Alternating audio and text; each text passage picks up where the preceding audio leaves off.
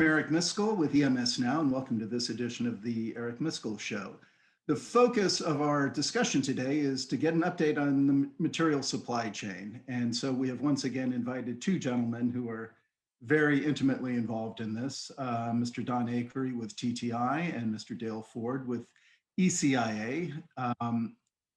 Those of you who tuned in last year probably saw us do this, and we thought it appropriate with everything going on in the world and in the supply chain to bring these two gentlemen back. Before I move in asking them to introduce themselves, for quick housekeeping for our audience, we do encourage questions. So while you are on mute, if you do have a question that you wish to pose to our audience, I'll point you to the Q&A tab on the bottom of the screen there. You could type that in. We'll look at those throughout. Phil and I always have plenty of questions to ask, and this is a hot topic. But please add them there, and we'll do our best to get to them. That's it for. Let me begin, as always, by asking our guests to introduce themselves. And since I think I started with Don last time, I'll start with Dale this time. Dale? Great to be here, and appreciate the chance to visit with everybody. My name is Dale Ford. I am the Chief Analyst at the Electronics Components Industry Association, ECIA. Our mission at ECIA is to support participants in the authorized supply channel. That's all of our activities revolve around that. And so I conduct research in support of all things related to the supply chain. And that sometimes goes beyond just the supply chain directly itself. Sometimes we're looking at end markets and looking at economic situations and whatnot, but it's trying to provide context for those participants to understand the dynamics and support their planning and management efforts. Excellent. Thank you for that. Don, if we turn to you, sir.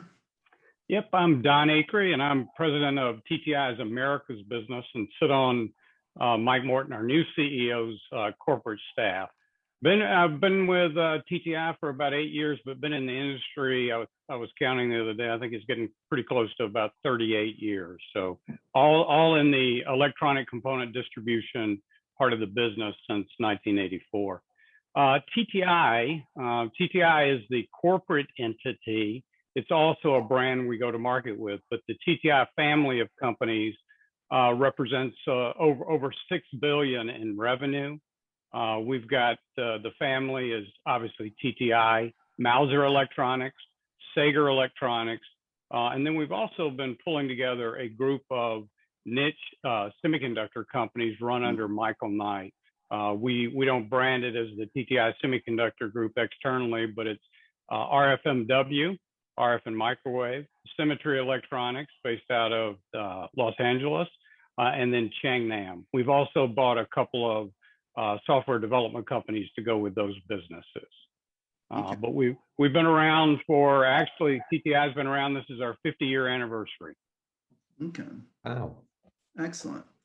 Listen, before we get into the meat of our conversation today, and Don, I was going to ask you, if you don't mind, to comment on recently you had the passing of your founder and CEO, Mr. Paul Andrews, who's truly an industry icon. And I just wanted to, you referenced the new CEO, Mr. Morton, and being on his staff. But if I could, I was just going to ask you to maybe share some comments or a tribute, so to speak, for Mr. Andrews. Yeah, with Paul, we missed Paul really badly. It was unexpected. It was actually 24 hours before the actual date of our 50-year anniversary. Paul was still heavily involved in the business, was here every day, worked as hard today as he did 20 years ago. Some days he still felt like that the company was still trying to make it, even though it's been a long time since the company was trying to get over that hump. But Paul was very instrumental, and he had a vision to build this company. If you'd have seen, if he'd have put it on paper, he probably would have been laughed out of the industry. But he started with the smallest, least expensive components, resistors. And he started there on purpose because the other distributors didn't pay attention to it. Expanded into capacitors, the second least expensive component on the board. And lucky for us, he did it. We did expand, but he stayed pretty true to the model. You know, he put it together from a buyer's perspective. I mean, the story of Paul is the American entrepreneurial story. He got laid off from General Dynamics, started brokering parts from his kitchen table with his wife, pushing him to go find a new job. But he stayed true to it, and he turned it into what it is today, a leader. I mean, if you look at it in passive components, we're one of the largest, if not the largest in the world from distribution. In connectors, we've become one of the largest in the world in interconnect and, you know, just about any technology. But stay true to that model, putting it together from a buyer's perspective, having inventory, which is a little different. We did, you know, none of our people get judged on inventory turns or the velocity of turning that inventory into cash, which allows you to service customers a little better. And that's the one thing that he, you know, rest assured, there's many of us that, you know, got in trouble for not having enough inventory, not for having too much, which is a little different, you know. So it's a great story, and like I said, Paul, good news is we don't lose very many people here. I'm still considered a new guy, being here 8 years, but Mike Morton, 40 plus years, so a very strong succession plan was already in place. This, you know, no surprise with any of the moves. We didn't expect it to happen this soon. I mean, you know, Paul looked at it and said, "Hey, I'm not ready to retire." His boss, Warren Buffett, you know, is well up into his 90s and still working. So Paul still had a little more bandwidth, he felt like. Yeah. Well, thank you for that. That's appropriate and appreciated. So, thank you. Well, let's start. I mean, there's a lot of issues to cover here, and we have a short time. But why don't I start kind of generally, and Dale, maybe go to you, sir, and ask, kind of, what do you see as the biggest challenges currently facing the material supply chain? Well, I guess I'd categorize them in two areas. One, everybody is aware of the significant supply-demand imbalance, and we've seen lead times extend just almost astronomically in terms of what people are seeing. Related to that is also the logistics and transportations issues that continue to go on. But if we look at the lead times and whatnot, we have the kind of a double whammy that we've had pent-up demand, we've had reshaped demand coming out of the pandemic. That's been unleashed. At the same time, we're already on the positive side of an industry cycle that has been energized by adoption of very powerful technologies with 5G, IoT, and the cloud. And so we've had some real amazing forces come together to drive a surge in demand. And our industry is not set up to supply surge capacity.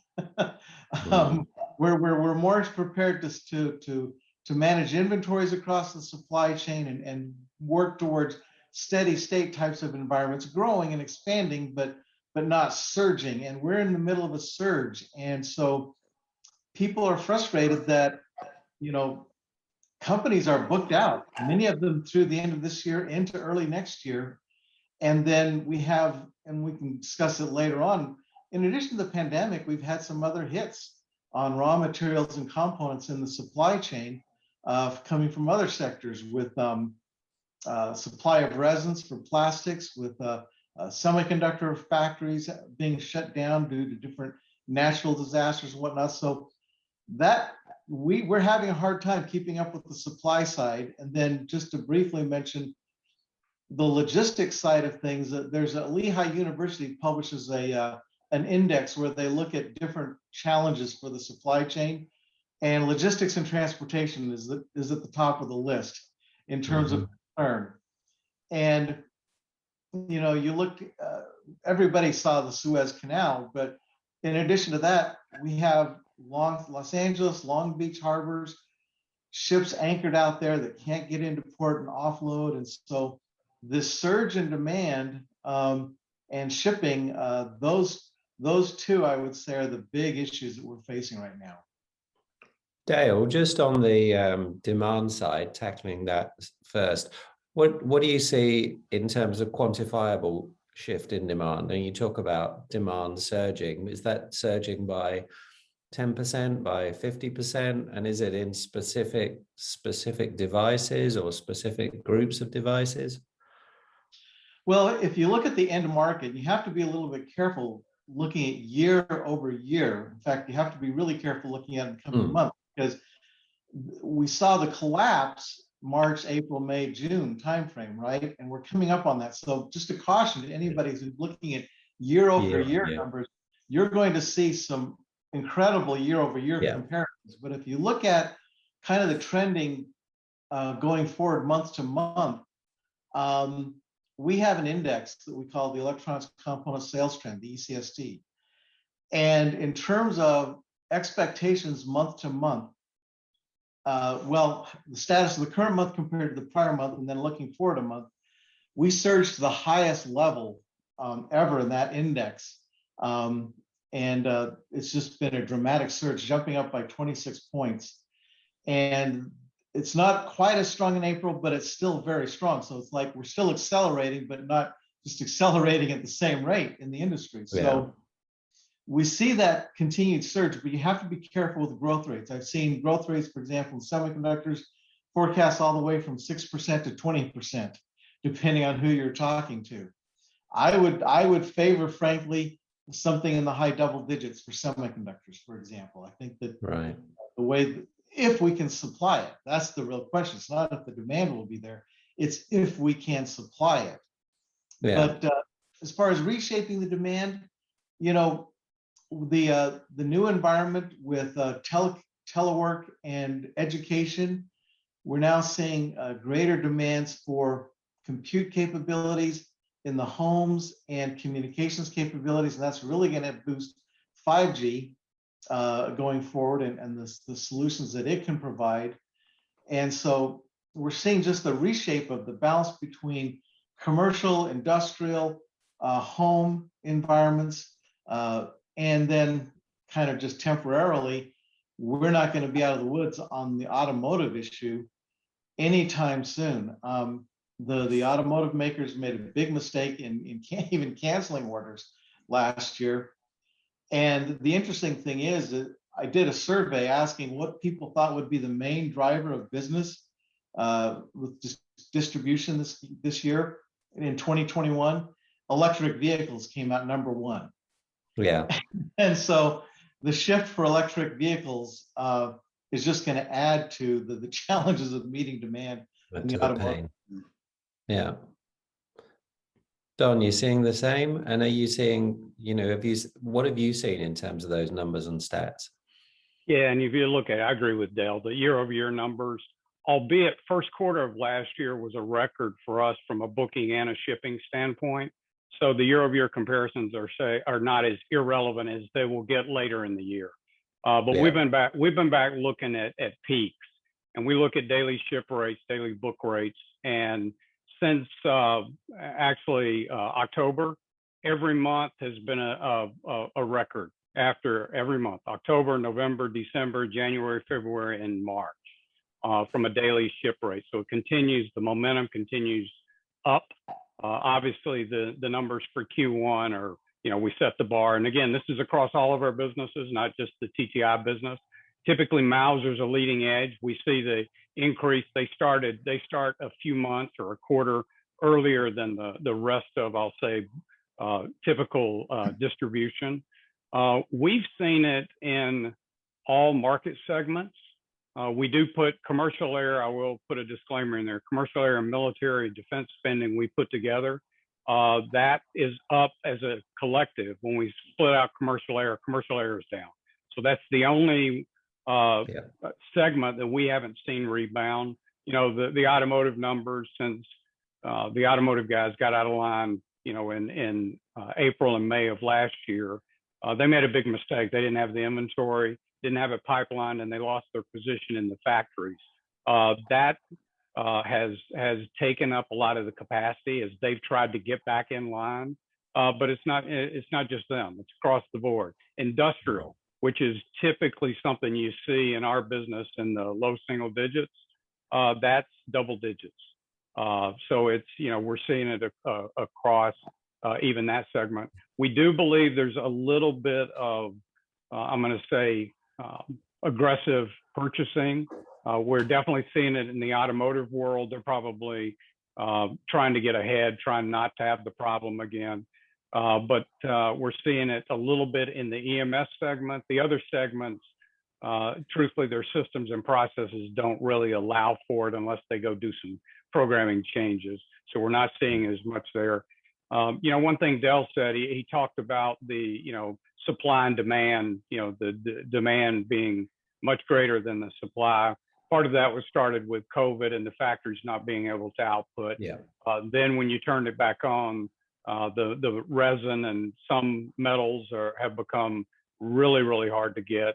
So that caused, I'll say, that imbalance to get started. And then just the sheer across all of us, we all started spending more money.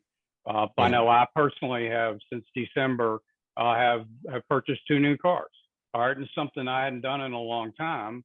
And those cars that I purchased, they're not electric, but they've got a lot more electronics in them. So even though the number of cars, I think the automotive industry is going to balance out later in the year. I think they'll get back caught up. That, albeit they need to get semiconductor devices to keep going, and they still may struggle there. Our type devices will be able to get them if they still need them. But then the electronic content. So even though it'll be less vehicles produced, the actual amount of electronic components, I believe, is going to show an uptick, even though the number of units are down just because of the electronics. Dale mentioned the freight and the I'll say fiasco from the freight companies. Obviously, with us, we're based in Fort Worth, Texas, so we were, I'll say, lucky enough to live through Snowmageddon, as they're calling it here now, and the loss of power. Knock on wood, our facilities, we remained operational, so we were able to do it, but we couldn't get the carriers to pick up the goods. So we tried to put it in our own trucks and get it out.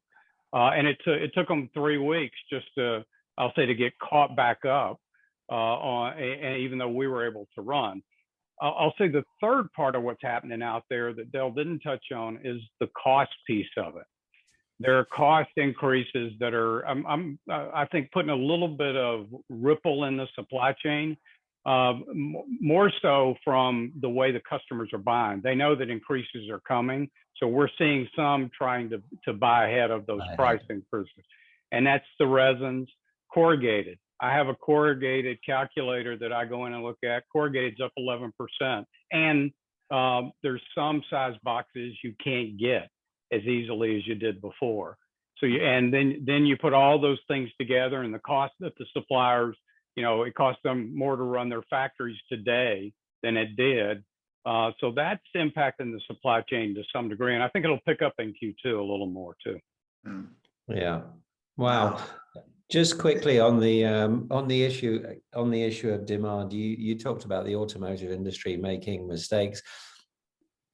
Was there a lack of understanding of the ability to switch demand off and back on? Is that a surprise to them? Because that seems, when you're talking about the volumes they're using, it doesn't seem like it's a light switch that you could just throw off and throw back on. It's it's going to take time to wind down and ramp back up. Yeah, I would say the general industry, there's a few that went through what we went through in 17 and 18 with, ceramic caps, MLCCs. So, and some of the automotive guys did position those products. They did change their habits. I'll say it's a lot fewer number of those customers than we had hoped. But the ones who didn't, obviously all of a sudden, they're back, and they went back to the just-in-time delivery. And, this is where I can plug distribution. And I know Dale, ECIA has put out a couple of articles. This is where, those guys who use distribution as part of their supply chain, they were able to smooth that out a little more. Guys like us, we didn't take inventory down even in 2020. We actually believed there was going to be a whiplash effect. So we were able to take inventory up all the way up into Q4. It has not been going up since then because the demand has been so high. And we've been, we can tell by the number of customers that we're selling to, we're bailing out a lot of the direct relationships that the automotive guys had in place for, for shortages right now. Interesting. Listen, there's a lot in what you guys have just been talking about. Let's unpack some of it. The issue of the overbooking of orders. I saw a quote here. The chairman at TSMC commented how they are well experienced at differentiating between orders that are for urgent needs and which are for extra inventory, right? So he says, we're able to see we understand this and it's not a problem.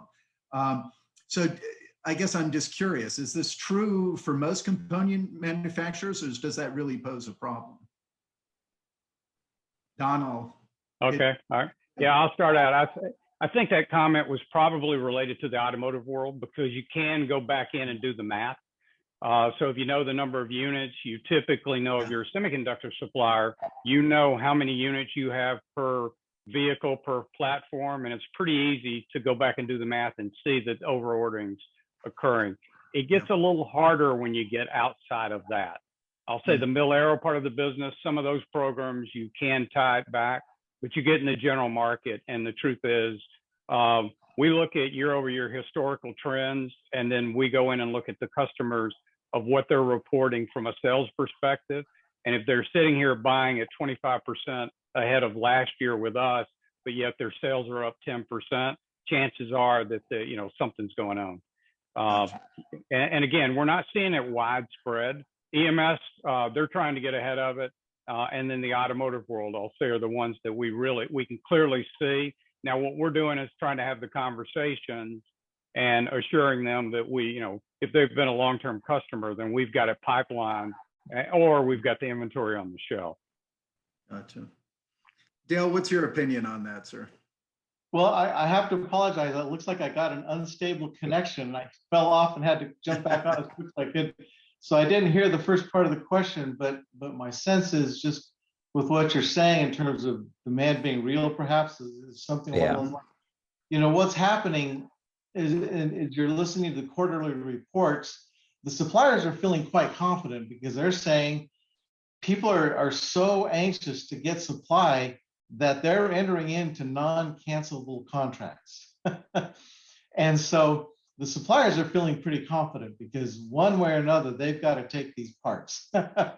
And so that's to the benefit on the supply side of that.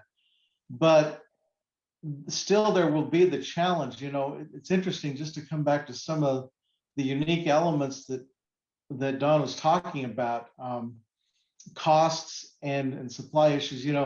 Raw materials, I had one report that sand, they're having enough difficulties acquiring enough sand for creating the silicon wafers because of all the manufacturing going on. Sand is in demand. And so it hits just so many different areas. But coming back to another factor that the automotive industry is facing, and also how distribution has helped them to a degree, back when Japan had its triple disaster of the tsunami, earthquake, nuclear meltdown, they learned a big lesson from that, especially Toyota. And Toyota set up its own distribution entity in Japan to help it. And so that actually helped it through this last pandemic. Now, the problem we have is the supply of particular types of semiconductors. And so without getting into too much detail, it's the challenge we have is a lot of their demand comes from products that are made on lagging edge process geometries on the 800 millimeter or the 200 millimeter wafer size, the 8-inch. And the problem is that you can't easily transfer that. You can't do it cost effectively, economically, to a 300 millimeter wafer, for example.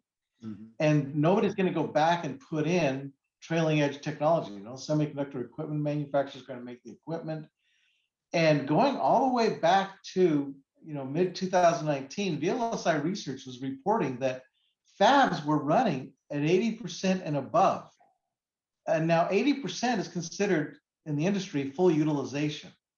We went through the fourth quarter and we're getting the average fabs coming up to 90, 95% utilization. And so even though you might say, okay, I'm going to make an investment to bring on additional semiconductor manufacturing capacity, it takes 18 to 36 months once you start down that path to bring it online. And so, we see specific parts. We see power MOSFETs and IGBTs and silicon carbide types of parts that are very popular in the automotive applications. Those are going to continue to be in a strong demand for the long term. And then interestingly, sadly enough, the types of microcontrollers that are used, Renesas is a big supplier of microcontrollers. They had a major fab fire in Japan, and it's going to take them many months to recover that. And so we have just because we had a pandemic doesn't mean that all the other crises got put on hold. Yeah. Yeah, it's problem on top of problem, isn't it? I just wanted to go back and touch on that automotive industry and the EMS industry. Do you see the EMS industry more involved in automotive manufacturing as we move from internal combustion to EV? Are you seeing that relationship change, and hence the people that are buying the components change? Don, you're nodding. Yeah. It had actually started. There's a few of the large guys. Jabil comes to mind. Immediately to where they had already carved out a pretty good automotive business. Yeah. But honestly, the electrification or the EV side of it, and you got to think about EV for transportation. So it's bigger than just the passenger car. Matter of fact, actually the advancements in trucks or buses, all of those, there's a lot more companies out there. So, that definitely has opened it up that I'm going to say mid-tier, even smaller guys are able to do contract manufacturing work. There's some expertise involved when you get into high voltage and everything, but they're going out and putting the expertise in place. So definitely, I think you're going to see a lot more as we go more full EV. You'll see a lot more of that outsourced to the contract manufacturers. So that's definitely part of it. But you got to remember the EMS guys, they're trying to keep a lot of other customers and keep the supply chain running, and they're probably they've done a lot from supply chain tools and sophistication and understanding. I'll say they've moved in a direction toward what distribution does, to where we get the beauty of looking across tens of thousands, if not hundreds of thousands of customers in order to look at trends and see trends happen to try to get ahead of it. And I'll say that a lot of the EMS guys who've invested there, I think they've done a good job of getting positioned to be able to react to it better. In the old days, they would go in, and in an environment like this, it would just be, let's double and triple order. Yeah. I don't really sense that it's that anymore. Maybe they do it on a few components, but I sense that they're tweaking algorithms in their systems in order to not only take care of the increasing lead times, but some of their commitments to the end customer. So I think they've just gotten more sophisticated and better at it, which is good for the supply chain. Yeah, absolutely essential for the supply chain. I was going to ask you whether both of you, whether you thought part of the problem that we have today is because of a fundamental issue with the way supply chains are managed, or the way relationships are managed through the industry, through EMS, through distribution, to the component manufacturers. Is it just that the sudden change in demand and the disruption in suppliers has been the shock, or are there fundamentals that are being fixed or need to be fixed that would make this better? I'll jump in and start, and I'm an optimist. So I happen to believe that the technology behind the supply chain has improved. I look at it that, APIs are a lot easier to put in place, and customers who couldn't afford to go full blown EDI, they can put in APIs to at least get information faster, get more accurate information when it comes to lead times or inventory positions.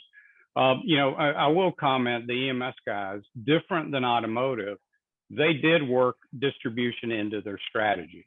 So any of the large EMS customers have consciously made a decision in order to work distribution in at varying levels. in order to help smooth out the ups and downs, which I think is playing better for them in this environment, where the automotive, it wasn't a broad enough amount of the OEMs or the first tier guys. They didn't do that. Don, how do you see that? I mean, Dale, how do you see that? Well, I'm hoping you can hear me because I continue to have difficulties with my internet connection. Can you hear me? Yeah, we can hear you fine. You're occasionally static. Okay. All right. Well, we'll keep forging forward. So, you know, as far as solutions moving forward, again, we're a big believer that authorized distribution is in a great position to provide solutions. And in fact, a number of years ago, we did a study looking at the value proposition of distribution and how we help the industry. And we're looking at doing that study again because so much has changed over the years in terms of the types of value that distribution can bring to the industry. It's really evolved and expanded. Now, there are the traditional types of things where distributors have great visibility. They're able to look across many suppliers, many customers. They're able to solve this equation of 100 unknowns because they've got 100 knowns. You know, they've got the classic of being able to solve this much better. But Lynn Terrell, you know, she's been out blogging and doing a number of presentations. She's now the Chief Procurement Officer at Flex. And the point that she keeps making is that our industry suffers from amnesia. We'll learn the lessons in one crisis, we'll go through and we'll put in place solutions, we'll move a bit away from just-in-time manufacturing and whatnot.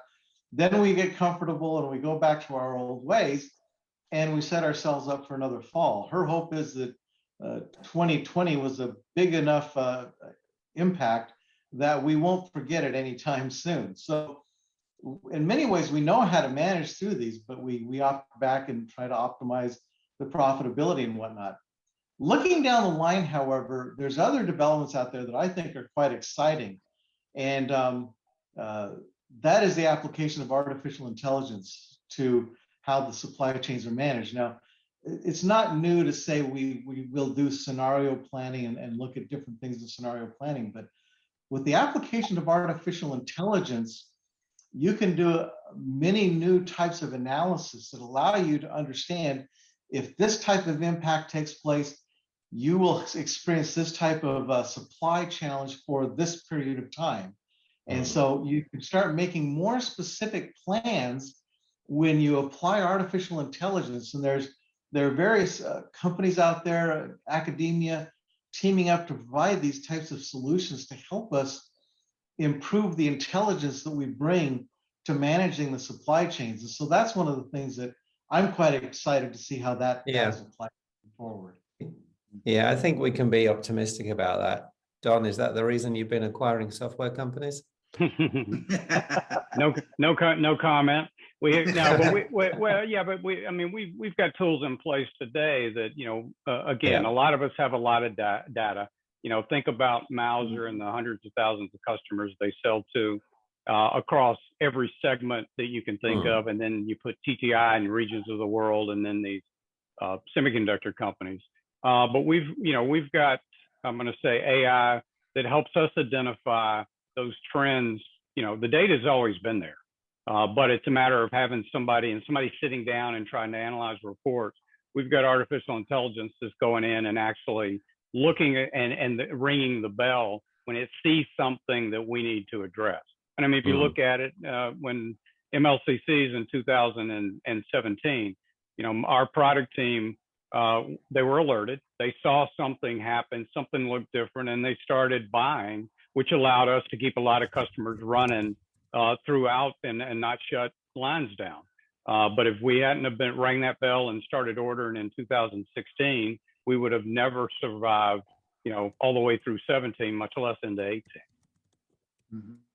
So and I appreciate your comment that with the AI and all the data, but so is the industry then getting better at managing disruption? Has it become more resilient, or what is still needed? If you look at it, if you were to look at I'll say the V shape, you know, coming out of 2020 and the I'll say the initial impact on the pandemic, it fell very quickly, but how fast it's come out. If you look at it in the automotive curve, 10 years ago, we would be in much worse shape than we are today. And so I happen to believe we've recovered and we've kept up with it. I mean, there's very few customers, and again, I can speak from a TTI perspective that, we've gotten close on some components, but truthfully, we've been able to keep up and not shut lines down. Yeah. So that, so when you go look at that, and I'm not sure we could have done that. And I said 10 years ago, 5 years ago, it would have been more difficult to do than it is today. So I made the comment on the EMS guys. I think they've gotten better with their tools and with their distribution strategy. A lot of customers, I mean, I'm thinking of one of my largest customers. They went back through and they actually dramatically changed their inventory models after seeing what happened to the supply chain. And they service, the infrastructure, the electric grid infrastructure, but they've changed the model, and now their on-time delivery to their customers was 100% last year during the pandemic, 100%. Yeah. But they did that because they changed their supply chain strategy. So yeah, I'm very optimistic, but is it enough? Is it, all of the hundreds of thousands of customers we deal with? No. But is it a lot bigger percentage today? Absolutely. Yeah. Is it that switch from just in time to just in case that people are making, Don? Is it as simple as that? The pandemic taught them that the whole just in time strategy had some fundamental flaws. Yeah, I think so. I think it was all, again, it's, you go back in and, it's great. A just-in-time delivery with the lowest price, that works real good when there's plenty of product available. But when, product becomes hard to get, they don't care what the price is. I referenced the ceramic capacitors. We had companies come in and offer us any price for capacitors. Blank check. Yeah, blank check. We'll give them to us, and so I think the customers have gotten more sophisticated and looking at it and saying, you know what, it's a 2-cent device. It's not a $200 device. So I think they again, I'm not suggesting that you go in and put any amount of inventory on every device in, but if it's a resistor or a cap, go do the math. All of a sudden, if you're carrying an extra 1 million pieces and it's $1,232, that's not going to bankrupt your company. Yeah. That's not going to mess up your working capital models. Yeah.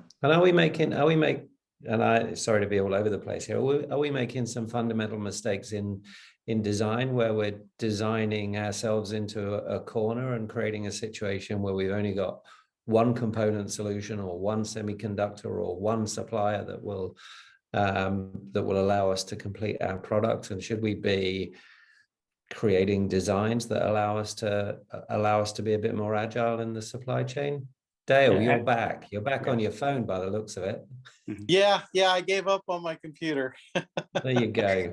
Don, have you got some components that can fix Dale's technical issues? I'll be shipping him a new components to make that camera, and I'll upgrade his internet connection for him. There we go. That's what I need, a better internet connection. It's interesting when you talk about the design and the design philosophies. I think for a long time, the industry has been looking at what can we do to have better alternatives that are available to us. Now, but it goes to all different levels of the design. It goes all the way from, can you have a drop-in replacement on the board, the software level of design, the operating systems. There's so many levels of design that you have to take into account. Now, memory, yeah, you can drop in memory from the three different suppliers that we have left now. You can pretty much easily swap between different suppliers on memory. Same thing is true for many other general purpose analog types of components and logic types of components. So we already have, for some parts of the design, we have that ability in place. But now we come to the trade-off between performance and flexibility in these designs. You can go to a software-defined solution where you could go more generic with the hardware platform, but you don't get the same speed, performance in a programmable solution as you do in a hardwired solution. And that's the trade-off that we continually deal with in the industry.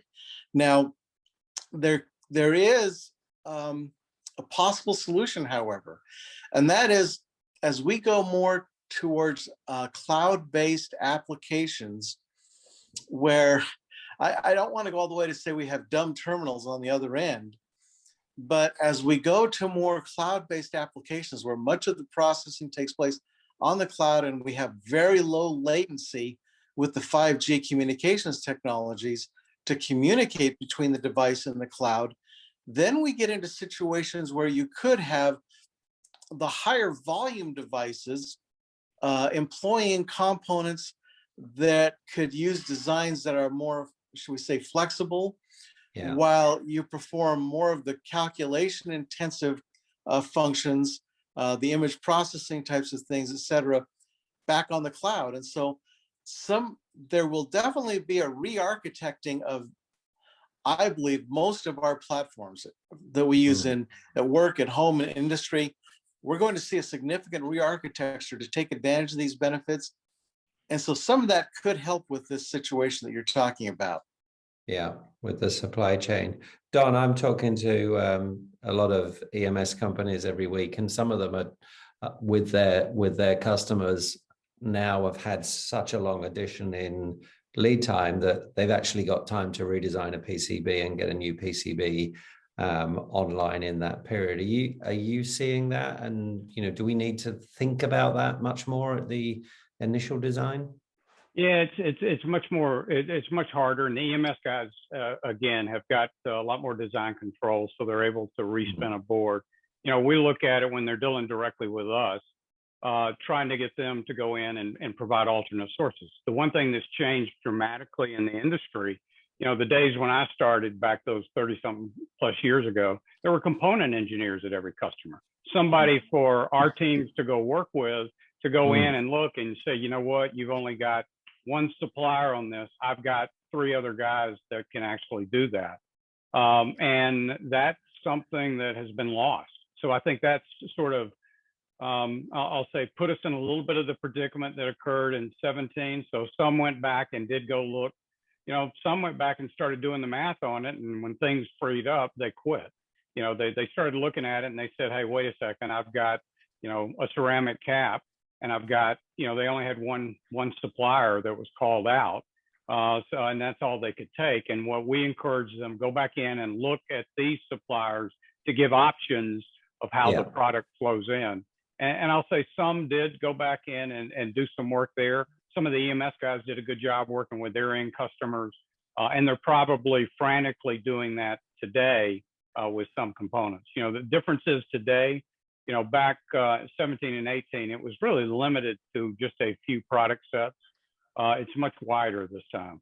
The constraints, I'll say it's not as bad in all the areas, but definitely there's constraints in a much wider group of the technologies. Mm-hmm. One of the issues I wanted to ask about, and I'm cognizant of the time here, so I want to slip it in real quick, is, here in the US, we have this pending infrastructure bill coming through. We also have the concurrent kind of movement or talk about supply chain security. And I see in that infrastructure plan, I think it's 300 billion is towards manufacturing, right? What impact do you think that's going to have on the material supply chain from both a supply and a demand perspective? Do you see that as another great disruption? Do you see that as just something that's going to have to be managed through? What's your view of that? Dale, do you have an opinion? Sure. There are a number of proposals out there related to both having a more secure supply chain and also what is the appropriate role that the government can play that's beneficial in all of this. And so those are 2 very important questions. There are a number of very interesting proposals out there on how to secure the supply chain. One of the well-known proposals from Eric Schmidt, leading up a group there where he's proposing a number of approaches that steps us back, hopefully, from engaging in tariffs and activities of that nature, but still allows us to have a more secure environment, particularly as it relates to China. Mhm. And there will be analysis of the supply chain that is being done up and down the line. And a big part of that is going to require that companies who have expertise around the world, that they need to be willing to make investments in the US. It's not just a matter of saying, hey, I'm going to start a new semiconductor company that's going to make leading edge technology. You can't do that. You need to persuade the TSMCs, the Samsungs, those types of companies who have that leading edge technology, that it's in their interest to make investments in your country. And so you have to be able to, as you craft government policy, it's not only about, gee, can we throw some money at this? It's about, what can we do to make the US an attractive environment economically, in terms of taxes, in terms of the opportunities in the country, so that you can attract world-class players that they want to do business in the United States. Not that they're forced to by tariffs or other issues, but that they want to because of the economic environment that's created. And so in the end, as some people have said, the government's going to do what the government's going to do.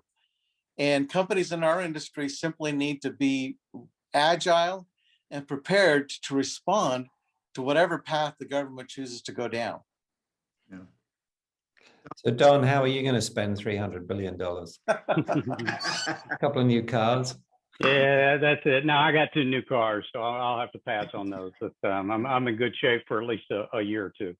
I look at it, I think part of that, I think there's going to be a lot of new customers come up trying to fill that demand. So I see it that there's if you go out and look at the supply chain and the players who are out there, there are going to be a lot of non-traditional guys.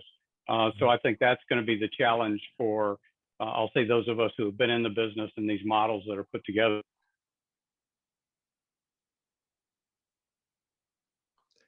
We lose your audio there for a second. Sorry about that. I got a call coming in there. Sorry.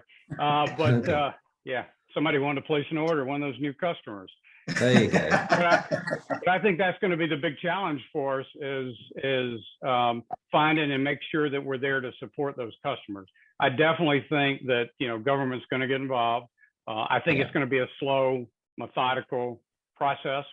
So I don't think, the orders are not going to be placed in second quarter.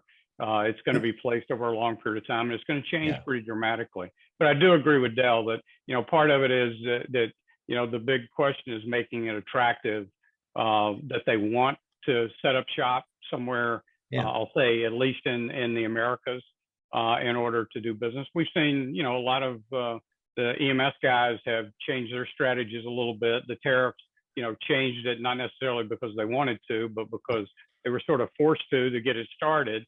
But I think there's the supply chain disruptions, I think, give a motivation that, all of a sudden with what's happened, with the pandemic, that's a pretty good incentive. You know what? I can move some factories closer to where saving a few percentage points may not be the best strategy, because I'll spend that money with line downs or trying to move product around. Let me put the manufacturing a little closer.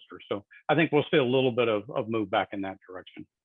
Yeah, and I think it's fascinating, Don and Dale, when you look at it, there are a few trends happening there. One of the keys is you've got to do the whole supply chain. So we've got to look at the rare earth materials and the, titanium powders and all those important things and the way they're used in the industry. But you've also got this trend of autonomy and automation that's making the industry less dependent on low-cost labor. So there's shifts happening there. There's a desire to have greater proximity to design, greater proximity to the end customer. The US obviously has a huge consumer market, so that should be one of the key encouragements for companies to set up shop, as you say, Don, in the Americas in close proximity. So they can service that. And we've had this big disruption that has said to everybody, hey, it's time to take a look and rethink, and now's the opportunity to do it. And what we need to see in terms of that 300 billion in incentives is that it reflects those things. Maybe it encourages more transformation in the industry that makes the industry more digitally enabled, more agile, more capable. And I think if that's done, then we can see correction. But it just takes such a long time, as Dale said, 18 to 36 months to stand up a semiconductor facility. If you're going to build new chunks of industry in the US, or you're going to bring stuff back, then that's a long haul. That's not a short-term project. That goes beyond the Biden presidency. That goes way into the future, and it has to be a plan that's put in place and that people stick to, because that's what happens in Asia. They make a plan for 25 years and they push on with it. Yeah. And we don't have that advantage. Yeah. I was glad to see that there was a nice chunk. I think it's about 180 billion that's earmarked for research and development as well. So the encouragement side, because to what you were both saying about making this a more attractive place to do business, I think that'll be a key factor in allowing that to be successful. So I haven't looked at it, but one of the proposals put out was that there's a need we need to strengthen our design abilities, and that in the long term means we need to improve the educational development opportunities in the technology side of things. We've fallen behind to some degree. For the first time, the US fell out of the top 10 rankings in terms of innovation. And we've got to get ourselves back, making the right investments so that we're stepping up in the innovation, the education, and the design development. But it starts with educating the up and coming generation so they can take that baton and run with it. Yep. Well said, sir. And I think that's a good place to end. We've covered a lot of ground. We didn't cover all the ground. We could probably go on some more. So maybe we can revisit this issue later in the year again at some point with you gentlemen. So Don and Dale, thank you, both of you, for taking the time, sharing your thoughts, your insights with our audience. I know they appreciate it. And hopefully this year gets better as we move forward. So I would say stay safe out there and continued success to both of you. Thank you. Thanks, guys. Thank you. And what you're doing.